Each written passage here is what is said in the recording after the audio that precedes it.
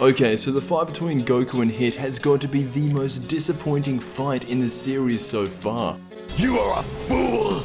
No, I'm absolutely joking. Anyone who saw Goku vs Hit would know that this is the best fight we have gotten since, I would say, the fight with Kid Buu on the Supreme Kai planet. Easily the best fight in all of Super, and even though a large majority of us knew it was going to happen because of plot spoilers, it was still the absolute best thing to come out of Super thus far. Much better than the fight with Frieza in Resurrection F, and I would even go as far to say it was better than the fight with Beerus back in episode 11. Once Goku goes Super Saiyan God, he seems to be evenly matched with Hit. However, as the battle rages on, Hit powers up in a similar fashion to Goku. Now instead of him being able to skip ahead 0.1 of a second, he can now control time for 0.2 of a second. With his upgraded power, he absolutely destroys Goku, even while he is in his Super Saiyan God form.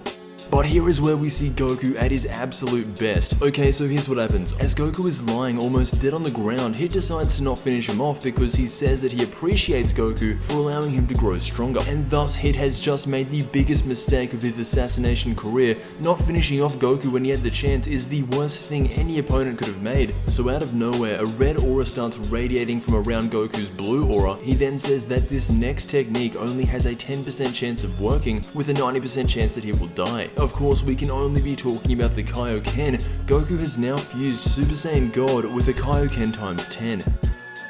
It is said that Goku developed this God Kaioken while he was training in the time chamber, and I gotta say, I thought that those 3 years training were gonna be for nothing. Vegeta says that they've reached their absolute limit, and while that may be true, Goku has managed to multiply his power 10 times with the Kaioken, and it is somewhat implied that Goku, while in this state, has surpassed Beerus. I know Toriyama said that he had no intentions of Goku surpassing Beerus or Whis, but I mean, come on, Goku's entire reason for developing this technique was to at some point combat Beerus, and if he isn't around that level of strength with the 10 times multiply to his Super Saiyan God form, then it just wouldn't make any sense. Also, Goku is only using a 10 times multiplier, and we know for a fact that he can go even further. Back on Namek against Frieza, he was using a 20 times multiplier, and I can only imagine, considering how much stronger he's gotten over the years, he should at least be able to do a Kaioken times 50. But this does officially confirm that Goku, as of the Universal Tournament, is stronger than Vegeta, and possibly while he's in this form, he could be even stronger than Beerus. Anyway, in the next episode preview, it shows that Hit hasn't been using his full power, which honestly is always the case. Once Hit powers up for real, he is actually beating Goku,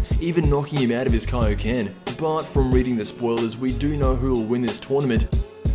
So we know that Goku is going to win, but how? If he's lying almost dead on the ground, maybe Hit's power is too much. What I think is going to happen is that Goku is going to go all out. What I mean by that is that before he only used the Kaioken times 10, think about what he could do with the Kaioken times 20, or even 100. I think Goku is going to push his limits with the Kaioken. We're going to be seeing him fire out a Kamehameha wave while he's in his God Kaioken form, and let's just say he goes up to Kaioken times 100. That would undoubtedly take out Hit, but it would also take out Goku at the same time, giving us a very similar situation to what we had in the 21st World Tournament. Both Goku and Hit would be knocked out cold, but the reason Universe 7 would still win is because Monaka is still standing. He doesn't have to fight anyone because Hit's already been defeated, he just automatically wins.